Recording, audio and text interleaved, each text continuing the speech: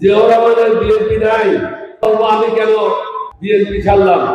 BNP দুজন প্রতিষ্ঠানের মধ্যে আমি একজন।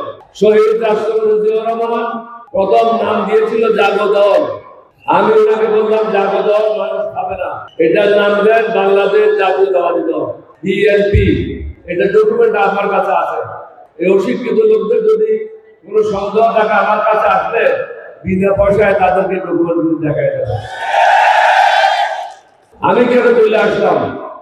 নিজের হাতে গড়া পার্টিকে ছেড়ে দেখলাম জিয়াউর রহমানের বিএনপি নাই। জিয়াউর রহমানের বিএনপি সময় বাংলাদেশের সেরা লোকগুলি আমরা দলে নিয়েছিলাম।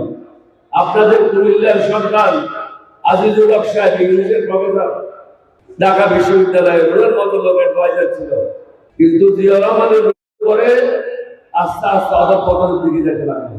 বেগম জিয়ার সময় এসে আমরা কিছু থামাই দিলাম, কিন্তু 2001 সালের পরের থেকে এই দলটি দুর্নীতিবাজ ব্যবসায়ীদের হাতে চলে যায়, সন্ত্রাসীদের হাতে চলে যায়, অশিক্ষিত লোকদের হাতে চলে যায় এবং ঋণ খেলাপিদের হাতে চলে যায়।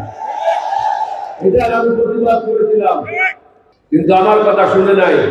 তখন আমি চিন্তা করলাম, আমার কথা যখন শুনে নাই আমাকে বিদায় দিতে হবে। আমি তখন পৃথিবীতে ইতিহাসে হয় নাই সাবেক রাষ্ট্রপতি, সাবেক স্পিকার, 6 জন মন্ত্রী, প্রায় 24 জন এমপি, পৃথিবীতে কোনো কাজ হয় নাই। তাদেরকে নিয়ে বিএনপির বিরুদ্ধে আমরা বিদ্রোহ করে নতুন দল গঠন করেছিলাম।